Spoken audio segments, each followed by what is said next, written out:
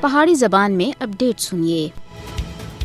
بھارتی حکومت مقبوضہ جموں کشمیر وچ کل جماعتی حریت کانفرنس تے رہنما کارکناں اور نوجواناں کو کوڑے الزامات وچ گرفتار کر کے انہاں دے واسطے سیاسی میدان وچ کوئی جگہ دینے تھی لگاتار انکار کر رہی ہے۔ ادھر تک کہ صحافیاں، انسانی حقوق تے کارکناں اور عام کشمیریوں کو بھی جدوجہد آزادی وچ انہاں دے غیر متزلزل عزم کو توڑنے دے واسطے کوڑے مقدمات وچ پھنسایا جا رہا ہے۔ مودی حکومت سن 5 اگست 2019 تھے ہن تک ہزاراں کشمیریوں کو جرم بے گناہی دی وجہ تھی گرفتار کر کے انہاں کو مقبوضہ جموں کشمیر اور بھارت دی دور دراڑے جیلاں وچ منتقل کیتا ہے۔ بھارتی حکومت اپنے سیاسی نظریات تے اتے سختی دے کاربند رہنے والے کشمیریاں دی غیر قانونی نظربندی کو اور زیادہ لمبی کر رہی ہے۔ مودی حکومت جان بوجھ کے کشمیری نظربنداں کو مقبوضہ جموں کشمیر تے سینکڑا میل دور بھارتی جیلاں وچ منتقل کر رہی ہے تاکہ ایک تو کشمیری عوام دے اتے تحریک آزادی کشمیر دے دستبردار ہونے دے واسطے دباؤ پایا جا سکے، دوجے پاسے نظربنداں دے خانداناں دے واسطے مشکلات پیدا کیتی جا سکن، کیونکہ لواحقین دے واسطے سینکڑا میل دور اپنے پیاریاں دے ملنے جانا بہت مشکل ہوندا ہے۔ حالانکہ نظربنداں تھے متعلق مقبوضہ جموں کشمیر دی ہائی کورٹ یہ فیصلہ دے چکی ہے کہ نظربنداں کو اپنے گھراں دے نزدیک جیلاں وچ رکھیا جلے تاکہ انہاں دے گھر والے انہاں تھی آسانی تھی مل سکن۔ ہزاراں کشمیری بھارت دی دور دراڑے جیلاں وچ مقید کیتے گئے ہیں اور انہاں کو تمام بنیادی اور طبی سہولیات بھی محروم رکھیا جا رہا ہے۔ اس کے علاوہ کشمیری نظربنداں کو عدالتاں وچ بھی پیش نہیں کیتا جاندا، جبکہ کافی سارے نظربند مختلف بیماریاں وچ مبتلا ہو گئے ہیں۔ بھارت کشمیریوں کو آزادی دے حصول دے اتے پختہ عزم دے کاربند رہنے دی وجہ تے